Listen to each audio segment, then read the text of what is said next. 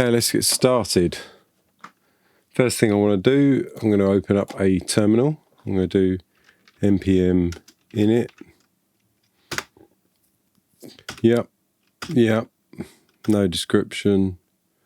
Entry point is index, test command, don't need any of that. Git repository, keywords, author, license, yes, that's all okay. Okay, first thing I'm going to do is npm install Express. And I'm going to install Express Formidable. I'm going to install Cause, which does all the cross-origin stuff. I'm going to install MySQL 2.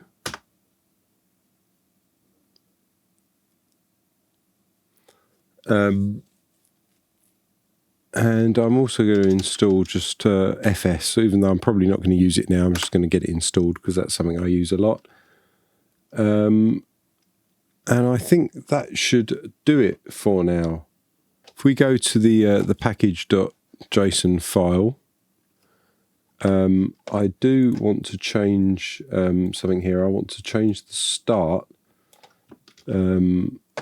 where it says scripts and we've got tests there. I want to change that to start, and then I'm going to put in there NodeMon, and that's going to be index.js. I'm going to create an index.js file, and this will now run. So if I do console.log hi on there,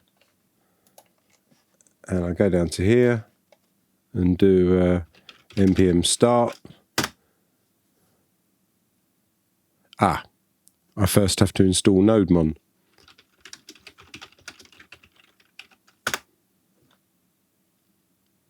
Of course. Now if I do npm start, that will say hi. And if I save it, it will say hi again. So basically that's just restarting every time it gets a code change. So now it's going to do nothing, which is perfect. So what I want to do, I'm going to copy and paste this over from another project because it's easier. Bits and pieces that I want here. I want to get the MySQL as well. So var MySQL equals require, I think it's MySQL 2. Because we're going to store all our information in a MySQL database. I also want to set cause, require cause, and I also want formidable as well. Express formidable. There we go. I also want to create an app and link it to Express. I'm now going to attach some stuff to the app. So I'm going to do app.use, and this is going to be cause. I'm going to do app.use formidable. So that will bring all of those in. And that's kind of a basic setup that's loaded all the things that I think we're going to need for this. So what are we making here? Well, I want to make a basic sort of login and out system, the start of a lot of apps. Just and I'm going to use MySQL as the back end. I've got my MySQL database here. It's got no tables in it. It's just called Dave Test. You can get this plugin. I think it's called Connect. So you can connect to all different types of things with that. So I'm going to make some data tables to store some stuff. I'm going to use the MySQL Workbench to do this, just because that's not really the thing that I want to concentrate in this. Obviously, you can do it in code, but so I'm just going to load this up. I've got my Dave Test schema here. I'm going to create a table, and it will come up. I'm going to call this one users. We're just going to give this an ID. Yep, and I'm going to have email is going to be my first column, which I want to have maximum 255 characters. First name, again, maximum 255 characters. Last name, maximum 255 characters. I'm going to do stamp. That's what I use for like a date stamp on something. So the type of that will be date time. I was typing it right. I don't know why it didn't come up. Probably because it's lowercase. Then I'm going to have a status. So I want to know what the status of the user is. So, for example, have they got a confirmed account? Are they unconfirmed? Are they a deleted user? So that's just going to be an integer. We'll give that a type int. I'm going to have a password hash, which we'll come to in a bit. We don't actually store the passwords. We store the hashes for passwords. I'm going to make that 255 long. And I'm going to also have a what I call the conf code, which is the confirmation code, which can just be 45 characters. That's more than enough. I don't want anything there. And I'm not going to worry about any indexes at the moment. We can index it later. Usually you'd put indexes on things you need indexes on, but for now, in this example, we're not doing the database stuff too much. We're more interested in the stuff that's happening in Node. I'm going to create another table, which I'm going to call sorts. Again, I'll explain what this is in a minute. So we're going to give the sort an ID, and we're going to also then have a user ID, which will be an int, which will basically be the user ID of the sort that I'm storing. And then we're going to have a sort there, which I'll set to 255. And then finally, I'm going to create another table, which I'm going to call tokens. And each token is going to have an ID, and it will have a user ID associated with it, which will be an integer. And it will have a token, which can be, let's say, 255 characters for now.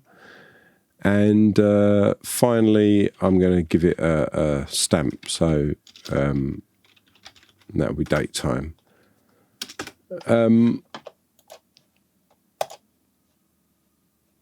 So we are done with that for now.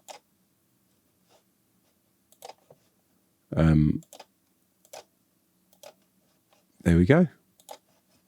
We have all of our tables there, and you can see there's nothing in it at all, which is kind of what we want.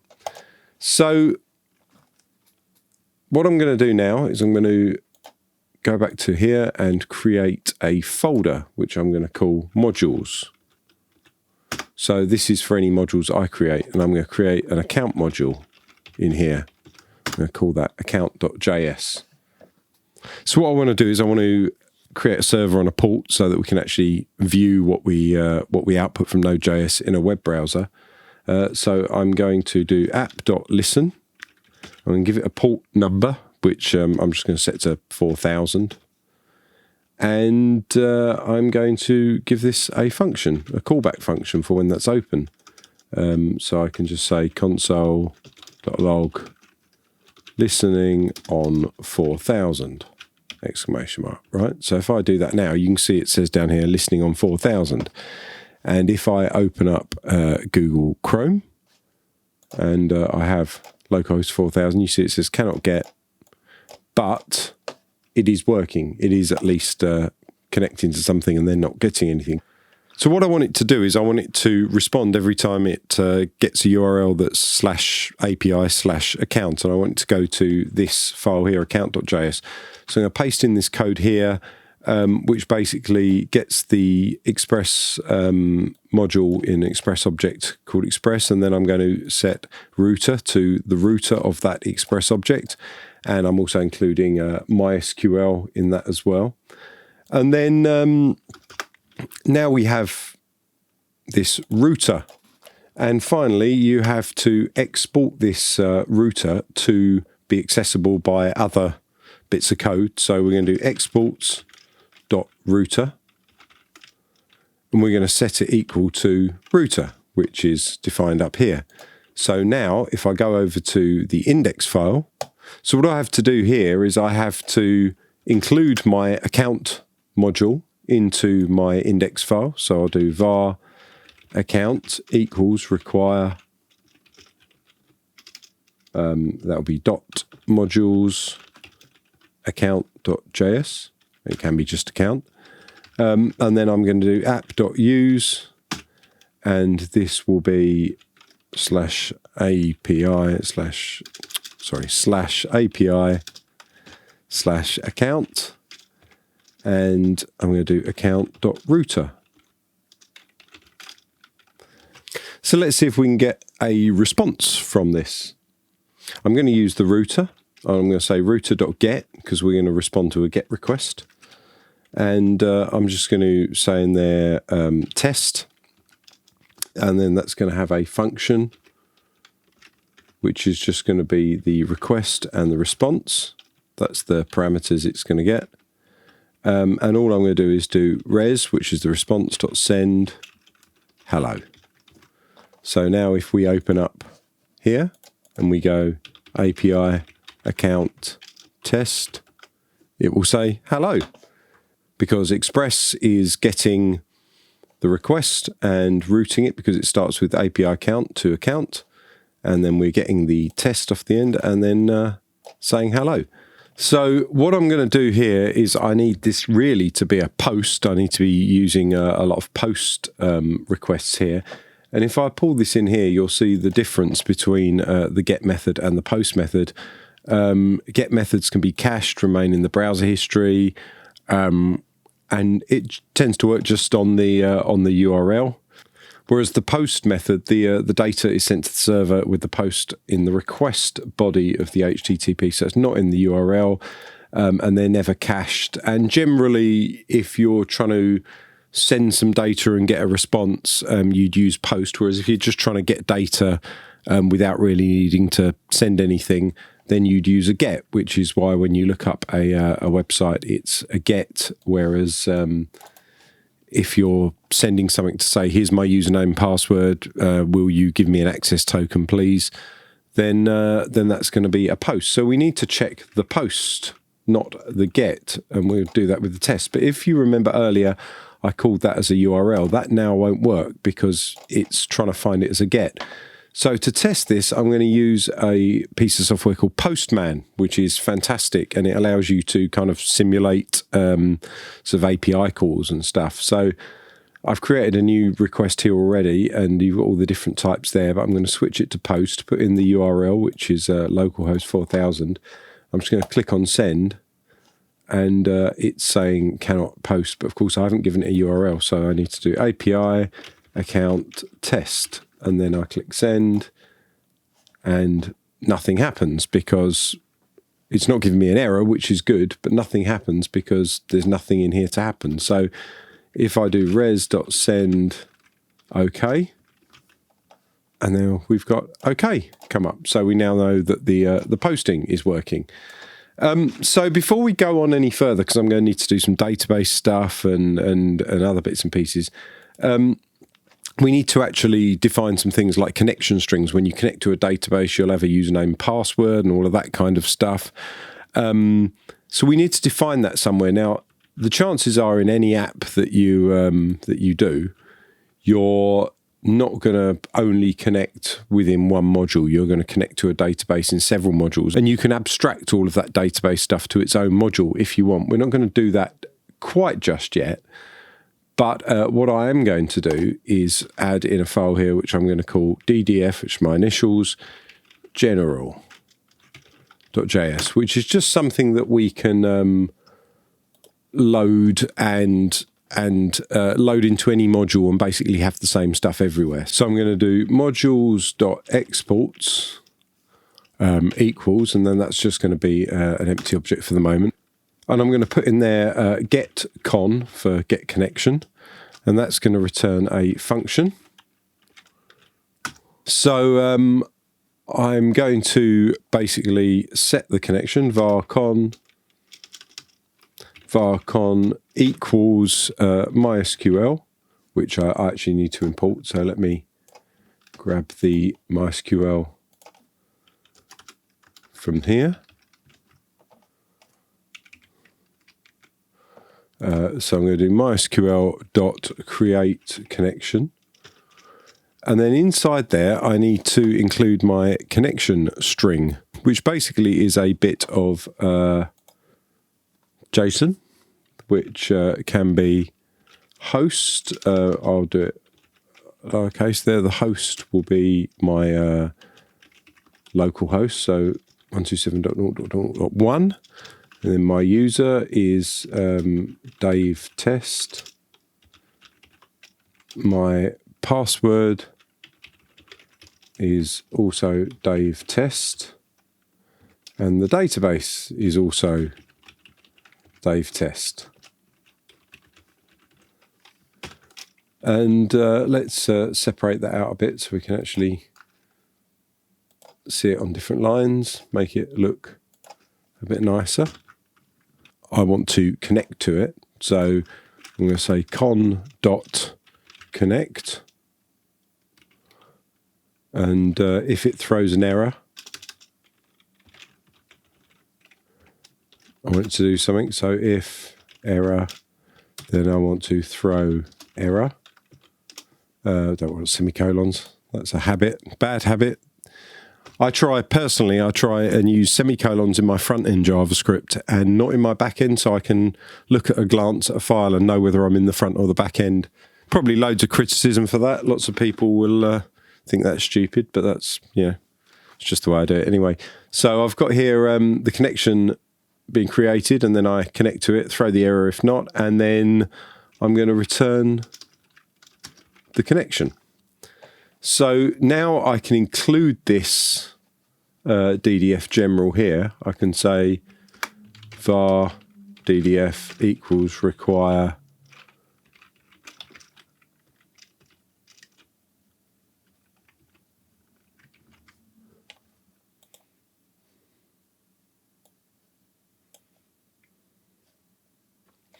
there's another bug.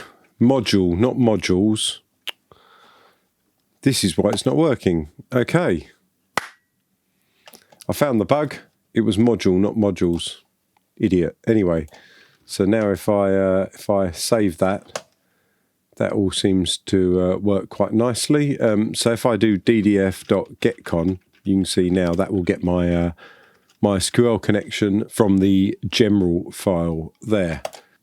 Okay, so let's get it to sign up. Over here, back to Postman, I'm going to change that to sign up. And you'll see that will just sit there and spin because we haven't sent anything back saying everything's good. So what I want to do is send some stuff in the body, which is going to be form data in terms of a key value pair.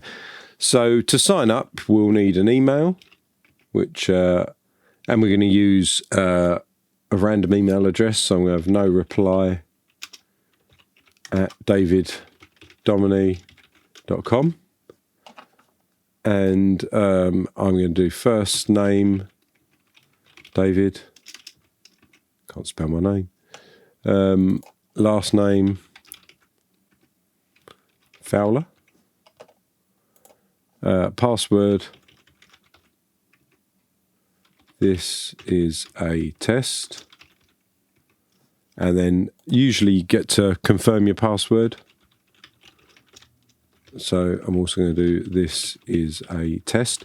So that would be the information that would be sent when you're trying to sign up to the site. So that request still isn't doing anything. So let's just see what happens when that gets sent through to here. That should all come through on the request. So if I do request.fields, you'll see that already comes up with the autocomplete, and that contains everything we want. So I'm going to write that straight back. So I'm going to do response.send, and I'm going to do JSON.stringify, so it turns a JSON object into a string.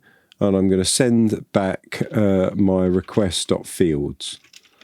So basically all the fields we send to it are just going to be sent back for the purposes of testing. So now if I click send there, you can see we've now got email, first name, last name, password, and confirm password.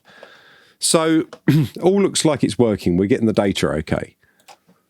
So now we know how all that works. We need to do something called validation. We need to make sure that what's coming in is correct.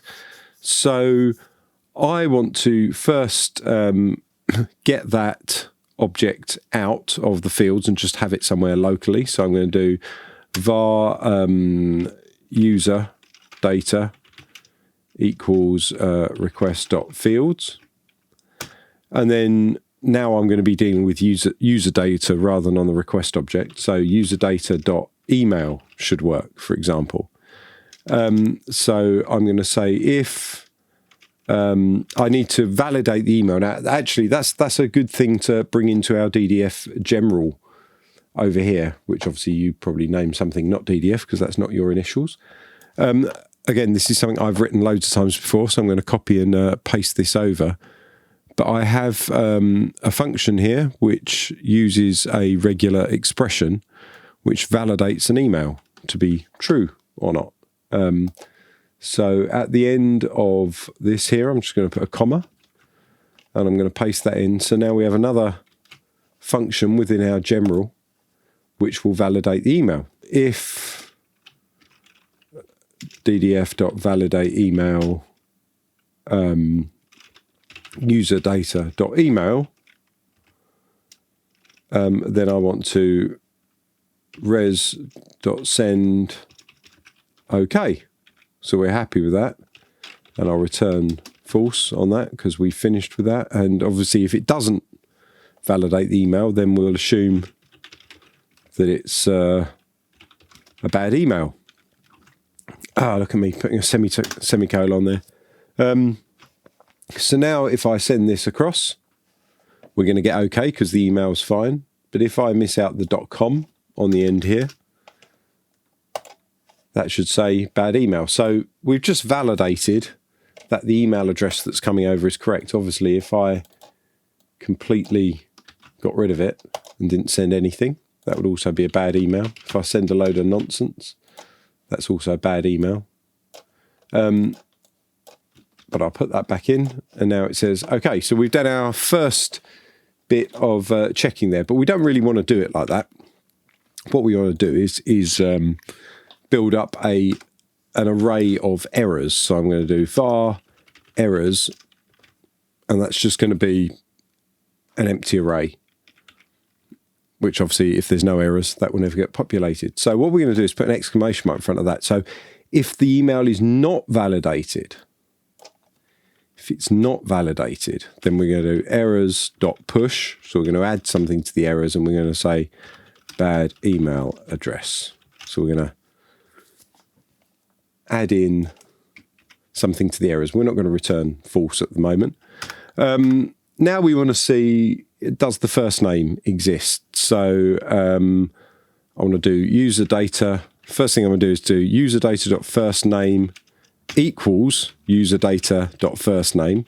And you might think, why would I make something equal itself? Or you can do question mark, which is absolutely a wonderful thing, which basically tests to see whether it's something that exists, or whether it's a null, or whether it's undefined. And if it equals basically something that isn't anything, then it's going to set it to whatever comes afterwards. So I'm just going to set it to an empty string. And I'm going to do the same with the last name and the passwords. Yeah, so I want it to be either equal itself, or I want it to, in fact, what I could do is do question mark dot toString on the end of it. And then that way it also makes it a string if it can, which is what I want. We want to make sure that whatever we're dealing with is a string before we get into any more complicated stuff. So we might have some things we want to validate. So for example, we want to check that there is a first name. So the first name has to be minimum one character. So we can say if user data dot first name dot length equals 0, then we want to do errors dot push. We're going to say no first name. We want to add that to the errors. Now what I can do here to make it look a bit nicer is, because these are only one line things that are happening after the if, is I can remove the curly braces and then they just all happen on one line. And that's an aesthetic thing. It won't make the code operate any differently, but it's quite a nice thing to do if you've only got one thing going on. I also want to do the same with the last name. Let's say the last name has to be a minimum of 2 characters, so it has to be above 1. No, last name. That will do for now. I mean, you could say last name must be bigger than 1 character, but this is a demo of how to do this. If I do the password, for example, the password, let's say it has to be above 7 characters. It has to be minimum 8. So we could say in our password, we want it to be, sorry, under 2. I was thinking not under 8. Sorry, yeah, I was thinking if it's not over 1. Of course, I haven't got the not in there. So I've got, if the password length is under 8, then we want to push another error saying password must be at least 8 characters. And then finally, we want to check that the 2 passwords actually match. Does not equals user data dot confirm password. Then we want to do errors dot push, and we want to say passwords do not. I was doing all the errors with capitals. We got some validation here. Now, just to make it neater, I'm going to bring this bit of validation down here.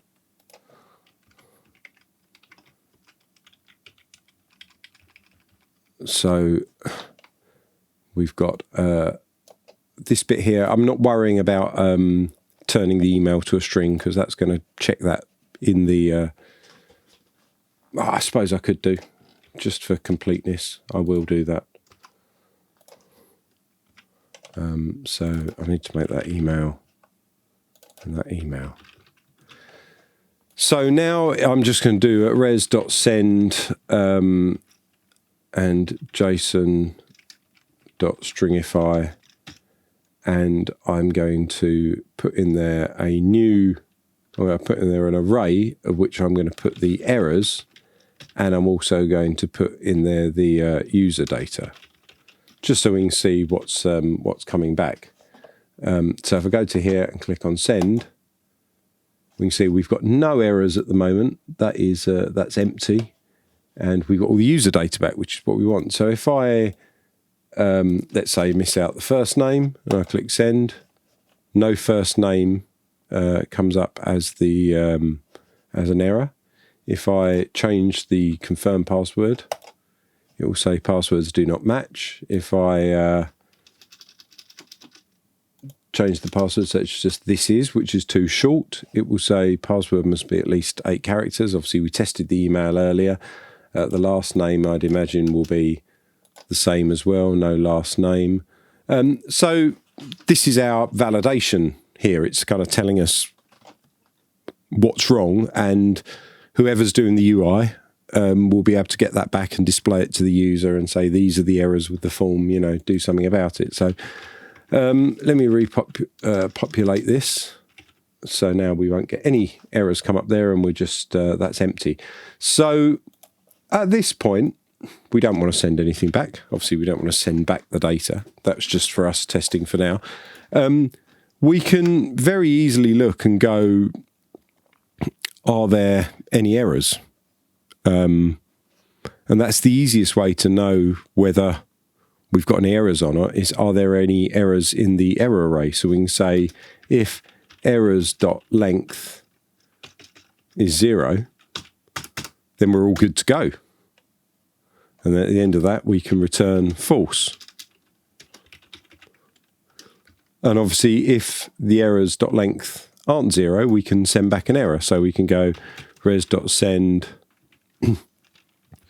JSON capitals.stringify, and I can say status, and we'll say error, and then we'll say errors, and then we'll put in there the errors. In fact, I can shorten that. That should be a colon anyway, not a comma.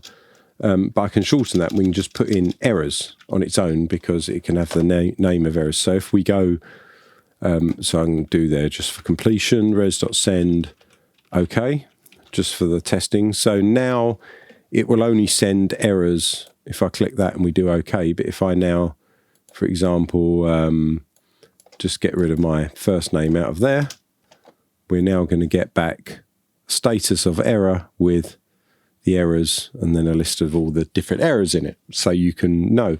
So that's all very helpful. So let's add it in the database. I'll do a var con equals ddf.get connection, which gets our database connection, and then I can do con dot and then I can do con.promise, which basically allows you to use a promise. If you don't know what a promise is, go and look it up. I don't think I'm even capable of explaining it, but basically it allows the code to wait for an asynchronous bit of code to complete, and then we'll return the value. It's a bit like turning asynchronous programming back into something that kind of executes synchronously.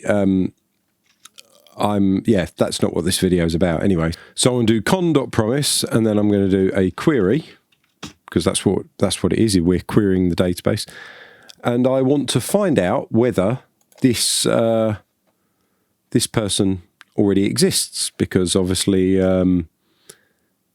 if the email already exists within the user tables, well, we can't have that. So I need to do select count star will do from users, where email equals, and then I'm going to do a question mark, and then what I'm going to do is add in an array there, which we've only got one thing that we're adding in, which is the email. So I want to do user data.email, and that will return us a bit of data, which is what we're looking for. So if I do var RSP for response, that's a different one to up here, isn't it? Yes, that's res for response. So in fact, I'm going to change it to db RSP for database response. Then we're going to get back whether it exists or not. And I'm just going to write that out. So I'm going to do console.log so we can see what comes back. db RSP. Now this is something I do a lot. If I don't know what the what's coming back from the object, I'll just sort of query it and then print it out down here. It will come up in the console and we can see what happens. So if I click on send in Postman, that will send that request. We're not responding with anything, so that will just sort of time out nicely. But down here we should have, we've got promise pending. So I need to put in there await, which is what you need to do when you, and now it won't work because I haven't put async. So if you want to use await in a function, you have to put async before the function. So I've put async there in front of the function, and then down here I've got await, which means it's going to wait for this to finish doing whatever it's doing before it writes it back to there, and it will basically hold up the program, which is what we want in this case. So I'm going to redo that, click on send. So it responds with this this load stuff, and we've got the first item in the array is another array with a with a bit of JSON, which basically gives us our column and gives us our value. So if I go to here and I say console.log that, and I'm going to say I want the first item, let's see what happens there. If I click on, resend that there, I'll look down in the terminal. I know it's a really long way around of doing this, but you can see now I've just got what I'm interested in. I'm going to write as CNT in there, so I'm not using this horrible horrible column name. So I'm just going to go to 0 again on that and see what comes out. And now we have CNT.0, and then I can do on there .CNT to get out the value of CNT, which seems like a really long way around, but trust me, it's not that bad once you get used to it. So I click the send the post again, and down here we've just got 0 coming up now, which is what we want. So we know that there's only 0 amount. So we now know that when we want to get, say, a single value, or we want to get a value from a database, what we're looking for, if it's, say a single value, a single row, we're looking for the first bit of the array, and then the first bit of the array, and then whatever the column header is, which is good to know for future. So we can say if this equals 0, which means it's not in the database, we well, really what we want to do actually is we want to say if it doesn't equal 0, so we'll put the exclamation mark in there, what we want to do is send an error. So we're going to send a different error this time. We're going to send an error that says user with email already exists, because you don't want to have 2 of those. And at this point, we're just going to do a return false. So that will send the response, and oh, hang on, what have I got wrong here? Unexpected token. Ah, yes, of course, yeah, I need to put in their errors, and then that's just going to be error. Or maybe I should actually have that as an array to keep it the same format that I had down here, where my errors were coming through. Oh, that says error, so now we need the errors. Okay, I'm just standardizing things. Yeah, I'm going to put that in quotes as well.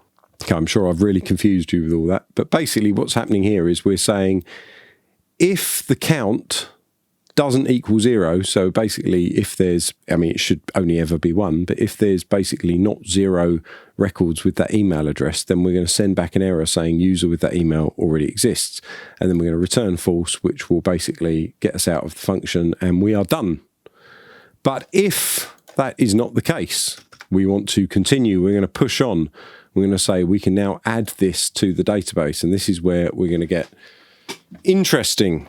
So what we need to do is we need to create a thing called a password sort, and then we need to hash the password. So you should never, ever, ever, under any circumstances, be storing people's passwords in a way that allows you to be able to see them on in plain text on your server. That's just a big no-no.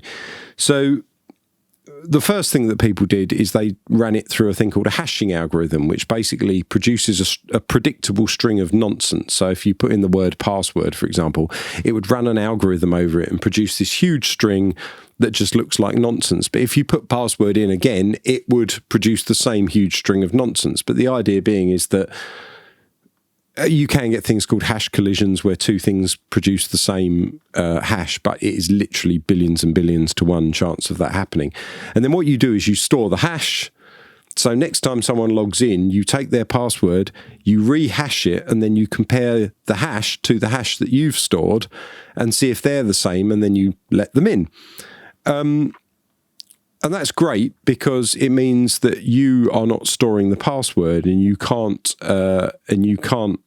basically find out what their password is, because if you've got a strong enough hashing algorithm, you can't reverse engineer the hash. The only problem that people found was that people used the same password a lot. So let's say password 1, for example, was being used. And if 1,000 people had the password 1, that would mean that all of their passwords were the same. So they introduced this thing called sorting, where basically what you do is you create a random string of nonsense. You then put that with the password, and then you hash that, and you save the what's called the sort in another table somewhere, like salt and pepper. You save the salt in another table somewhere, so that next time they log in, you recall the sort from that, put it with the password, and then run it through the hash. But that means if anyone gets the basic users table and you've got all the password hashes, that means 2 people with the same password won't necessarily have the same hash next to their email address, because they'll also have a unique sort. So we're going to do that now. The first thing we need to do is generate a sort. So I'm going to get, again, from my my general library, I've got a function that creates a unique string, and it's really, really basic, and I'm sure there's a million and one better ones out there, but this does the job just fine. So I'm just going to put a comma there and copy and paste one. And this is a function that creates a unique string of whatever length. If I don't put a length in, it will default to 128. Here's an array with all the digits that I can use within my my random string, and I'm basically creating a blank array there, and I go through the number of lengths and basically pick a random character from this lot and add it to the array of S, and then at the end I just join them all together and return my GUID, which technically isn't a GUID, but doesn't matter what I call it. I could have called it X, and it would still work the same. But basically, it's just going to get me a unique string or a random string based on the math.random function. So going back to the account, I'm going to say var sort equals ddf dot unique string. How long do I want to make this? So my sorts table was 255 characters, so I'm going to make a 255 character sort, which is great. And then let's console.log that out so you can see what that looks like. If I click on here and go send, there we go. That down there is this here is the random string of characters. Now you can see that's not going to be the same again twice in a hurry, is it? You know, if I cancel this request and click send again, you can see that's vastly different the next time round, and that's a lot of randomness for that to come out the same. So now we've got our sort, we need to add it to the password for hashing. And I'm going to go and get a drink and come back to that in a second. Oh, that was a lovely drink.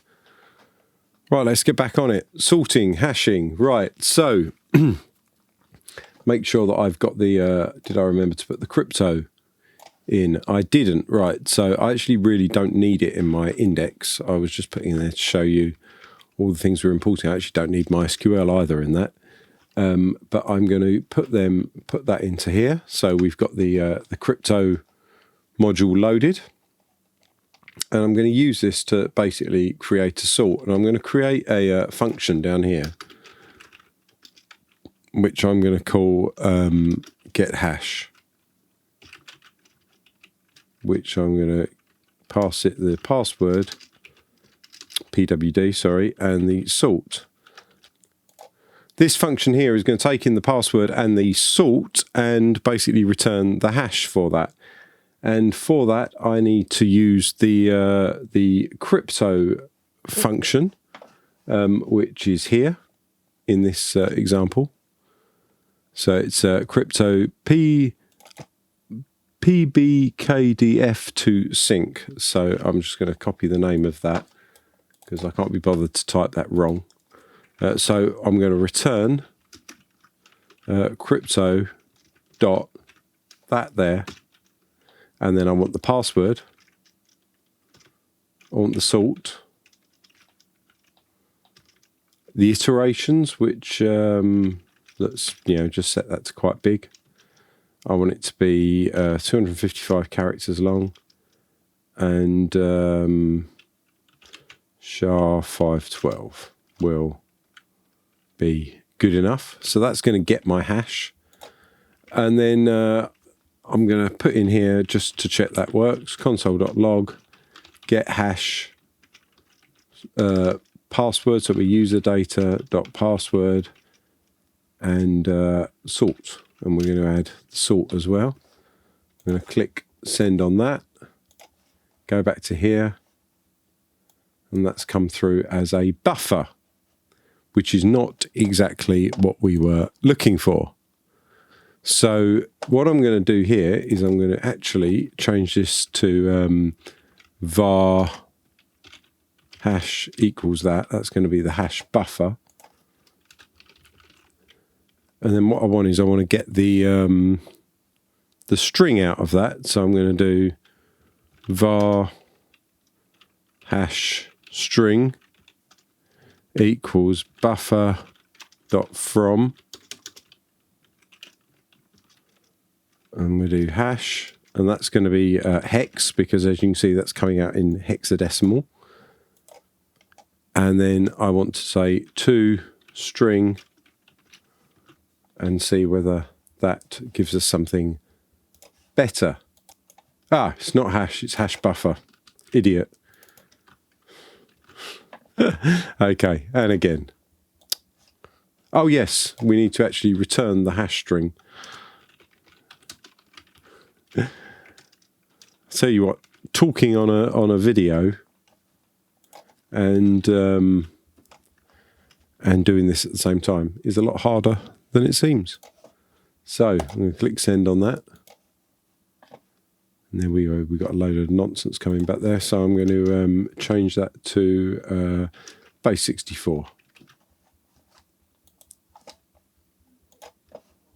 And there we go. We've got a nice long string of nonsense now, which is exactly what we're looking for. So I'm going to say dot length. I'm just going to see how long that string of nonsense is. So if I click send on that, and then I go to here, it's 340 characters, which is not, which is a bit too long for what we're looking for.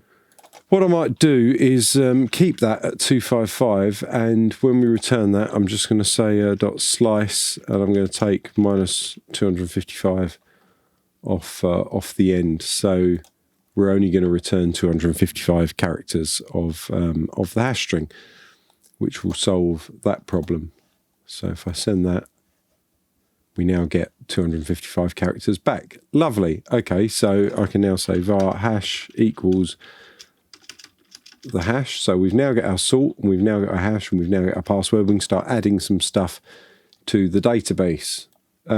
Same as we did up here with this. I really should close this if I'm going to exit here before I do the return false.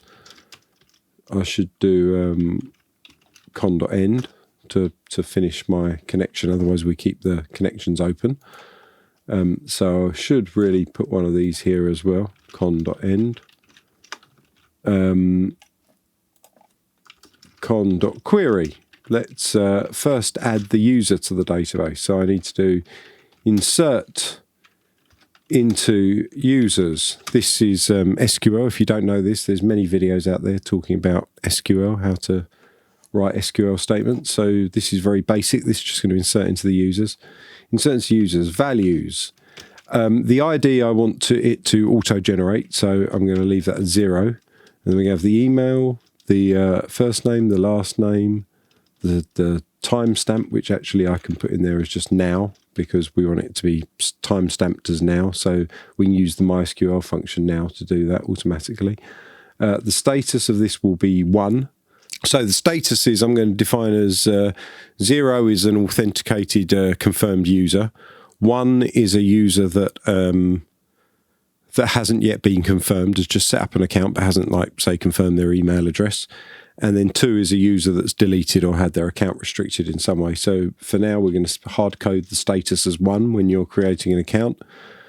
The password hash is going to be the hash, which I'll do as a question mark, and the confirmation code will also be a string of nonsense, which I haven't yet generated. And then we need to give it an array of all of those things. So let's just generate the confirmation code. We'll do ddf.get.unique string. And if you look down here, it's 45 characters long. So I'll do that. I'll create a variable for that. So our first one there is the email. So we want to user data.email, user data.firstname, user data.lastname. Timestamp's been done, the status has been done. We want to then we want to put the hash in there, and then we want to do the confirmation code. So there are going to be our 5 question marks, and that will add that to the database. But we need that con.promise because we want it to do it as a promise. So what I want to do is get back the ID of the newly inserted record, which I could do by, after this, then looking up the ID. But there should be an easier way. So if I do var QR for, say, query response, I'm just going to do this for now, equals that. And then I'm going to console.log QR. We're going to see what we get back from the from this query. So I'm going to go to here, and I'm going to click on send, and I'm going to go to here, and we're going to see, we're getting back the promise, which is pending. I didn't put the await in, did I? Idiot. Okay, so this now will probably generate an error because the user with email already exists, because it did add it to the database already. So I'm going to delete that row. And we're going to do that again.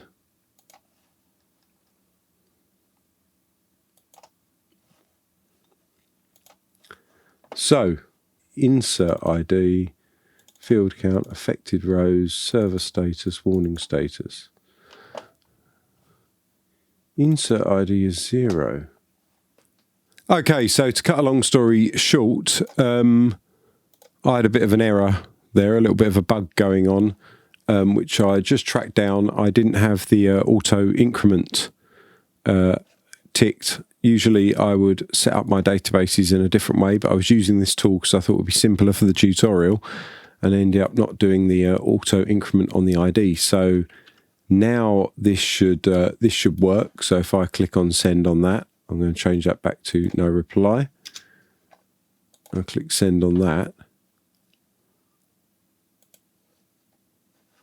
I now get result is not defined. Yeah, it's QR, sorry.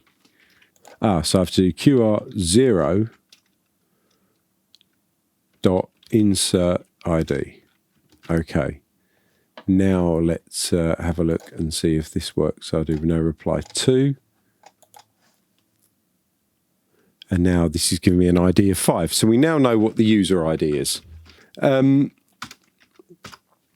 So now that's added it, as you can see, it will add it here with the password hash and the confirmation codes and all of that kind of stuff.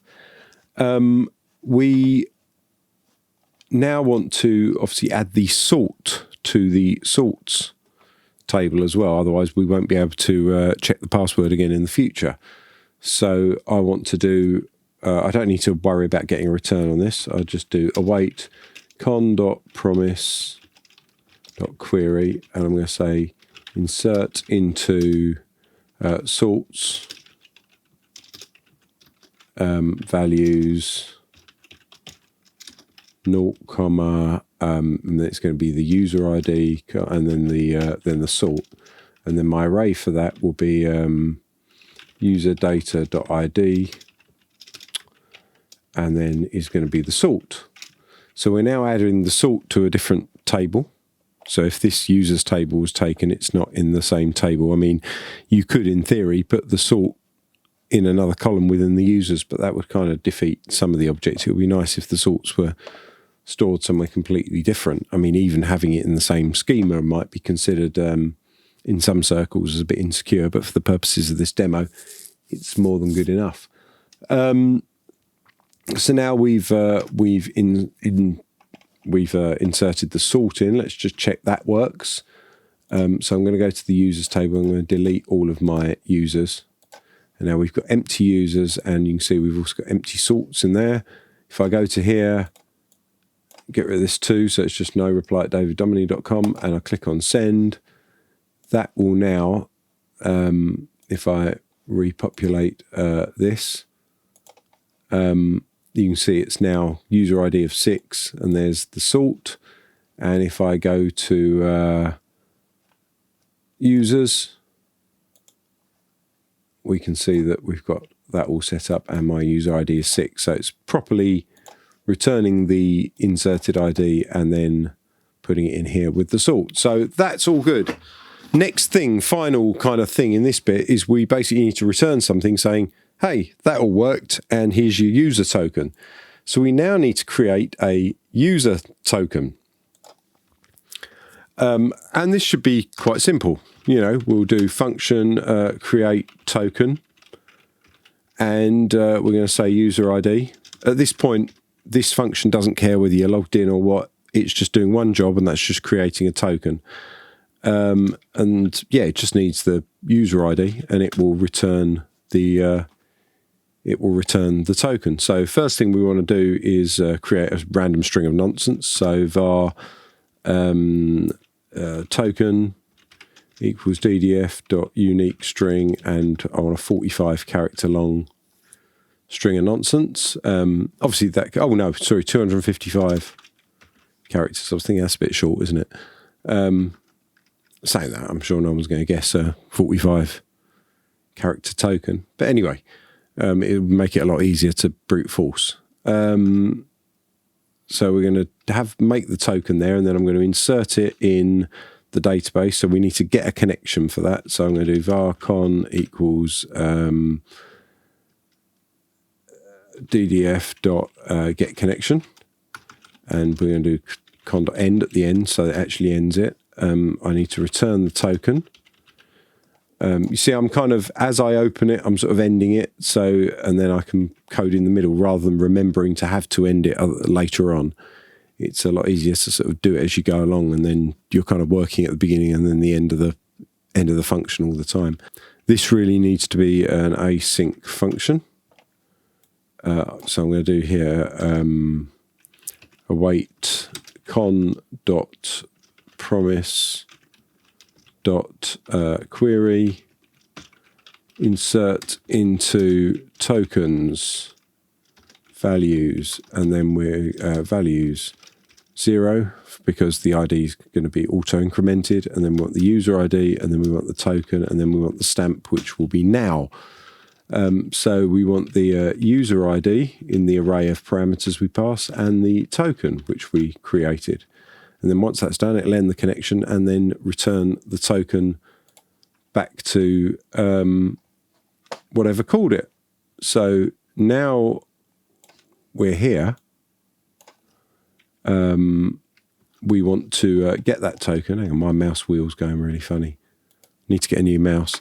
So I'm going to do var token equals await, because we want to await that function.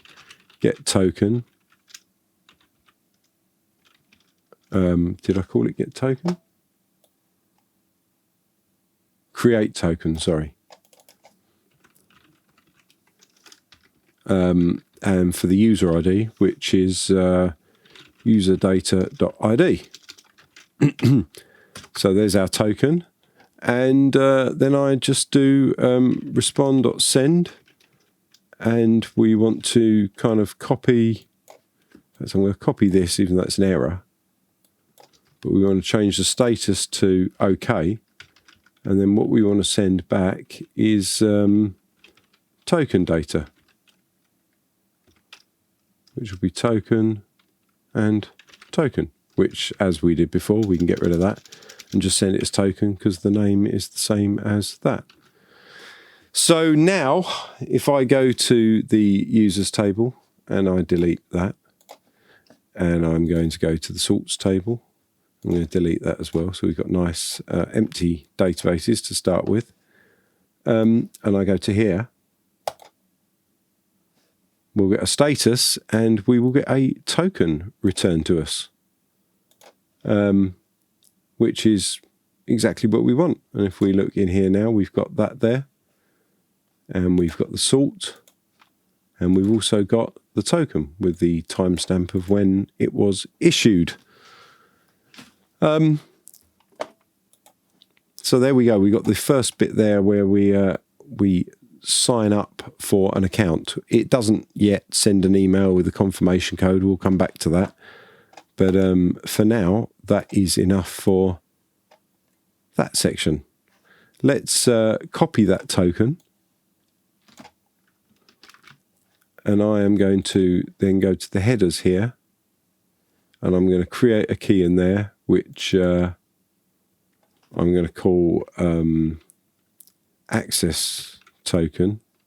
I'm just going to call it token. And I'm going to put that there. So that will now be sent in the headers of every single post request. Now, obviously, that's not going to run because it says user with email already exists. But we can actually see on the other end there, if we just do console.log request.headers token, and if I click post on that, even though it's going to come back with an error, you can see it will give us that token because that's now being passed over in the header. And we'll use that token now when other APIs, obviously this particular API issues a token, it doesn't ask for one, but in future APIs like the anything that may sort of look up some records in your database, because obviously once you've logged in you might want to look at a diary or check some messages or something like that, you will be passing the token, not your username and password every time. And that's really important to be able to read that. And you kind of want it out of the data. You send it with the in the header rather than in the body. Okay, I'm going to leave this for now and come back to it another time. So I hope you got something out of that, and we'll move on to the next bits in the next video.